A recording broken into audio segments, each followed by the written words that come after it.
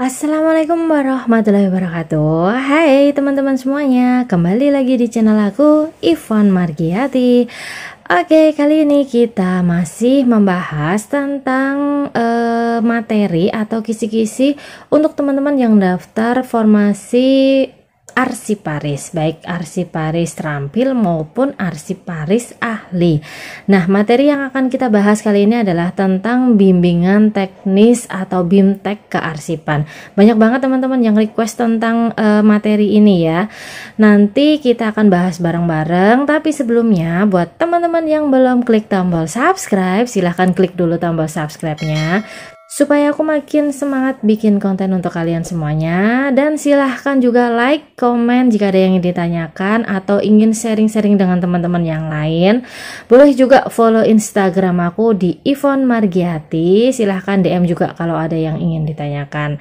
Oke, langsung aja kita masuk ke pembahasan kita kali ini, yaitu tentang bimbingan teknis kearsipan atau BIMTEK kearsipan. Kita harus tahu dulu ya teman-teman, untuk pengertian bimbingan teknis kearsipan atau BIMTEK kearsipan itu adalah suatu proses kegiatan layanan bantuan mengarahkan dan atau memberi petunjuk mengenai tata cara pelaksanaan pengelolaan arsip, baik itu arsip dinamis maupun arsip statis, yang ditunjang oleh prasarana dan sarana kearsipan, sumber daya manusia, serta kelembagaan kearsipan sesuai dengan kebutuhan. Jenis bimbingan kearsipan ada dua nih teman-teman. Yang pertama, bimbingan dan konsultasi kearsipan. Kegiatan ini meliputi penerapan sistem kearsipan, penggunaan sarana dan prasarana kearsipan, SDM atau sumber daya manusia kearsipan, terus kemudian tentang lembaga kearsipan, penyusunan sistem pengelolaan arsip manual maupun elektronik. Kemudian jenis yang kedua adalah bimbingan teknis kearsipan. Beda ya teman-teman, kalau yang pertama adalah BIMKOS atau bimbingan konsultasi kearsipan biasanya. Kalau yang kedua ini adalah BIMTEK, bimbingan teknik kearsipan. Bimbingan teknis ini adalah bimbingan tentang teknis kearsipan yang ditujukan atau diperuntukkan untuk lembaga negara, perusahaan, organisasi politik, organisasi kemasyarakatan dan perseorangan, pemberdayaan unit kearsipan, dan lembaga kearsipan perguruan tinggi termasuk magang kearsipan.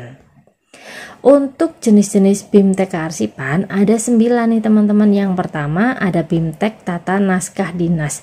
Jadi ada BIMTEK khusus tentang cara mengelola tata naskah dinas. Ya pasti ya, pertama pengertiannya tata naskah dinas itu apa, terus tata naskah dinas itu meliputi apa saja. Dan buat teman-teman yang daftar P3K, banyak teman-teman yang cerita untuk soal-soalnya itu banyak yang dapat tentang tata naskah dinas. Silahkan teman-teman pelajarin.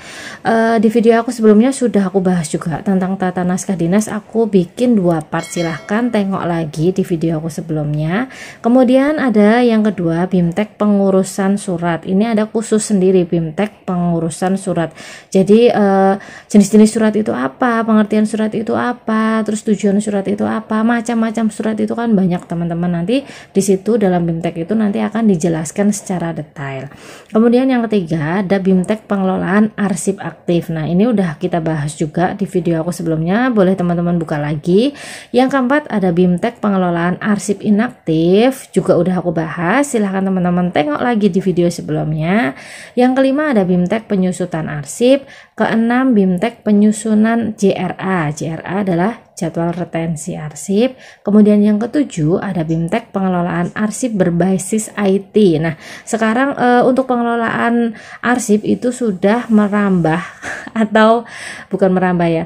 Sekarang sudah berbasis IT, berbasis informasi teknologi, berbasis teknologi informasi. Jadi sudah mengikuti perkembangan zaman, mengikuti perkembangan atau kecanggihan teknologi dalam pengelolaan arsipnya. Nah, itu ada BIMTEK tersendiri juga.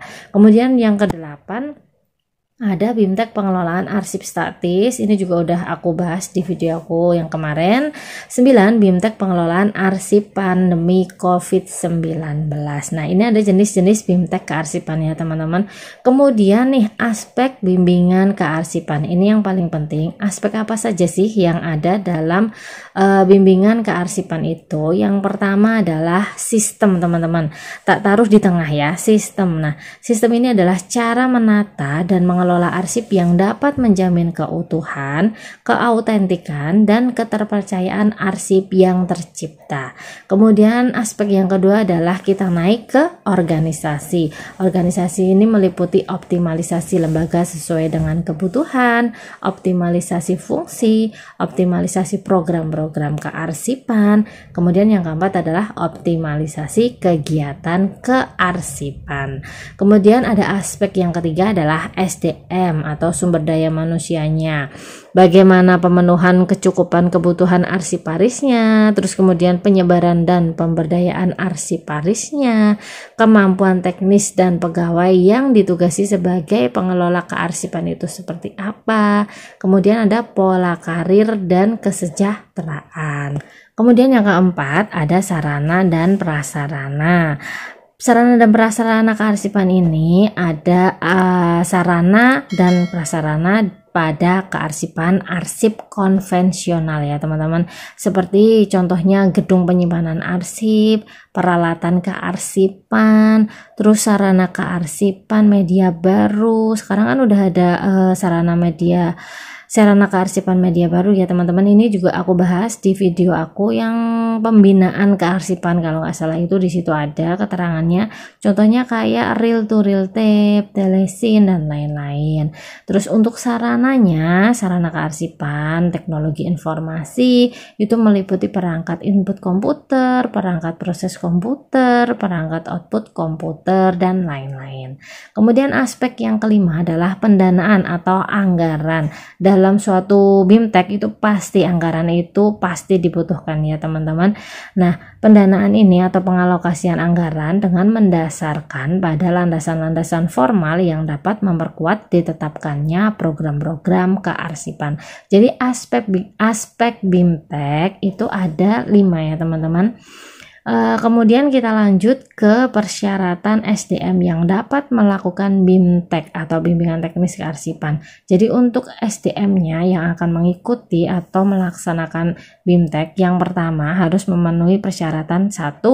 Pejabat struktural di unit kearsipan atau lembaga kearsipan. 2. Fungsional arsiparis, baik tingkat terampil maupun ahli. 3. Pegawai yang sudah mengikuti diklat teknis kearsipan.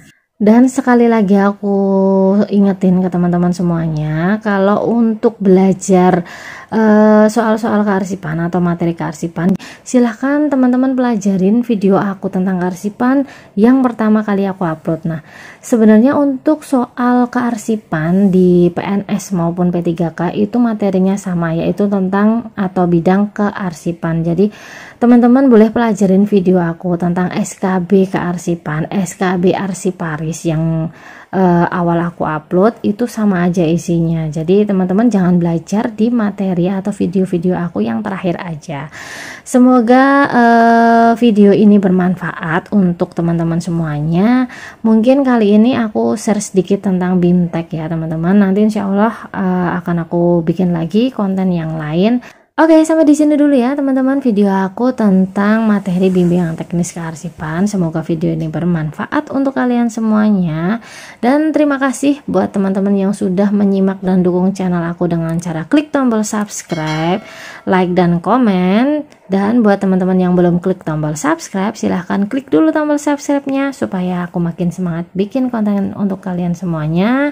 Silahkan klik juga tombol loncengnya supaya dapat notifikasi kalau aku upload video dan gak ketinggalan video yang sudah aku buat untuk kalian semuanya. Terima kasih. Assalamualaikum warahmatullahi wabarakatuh.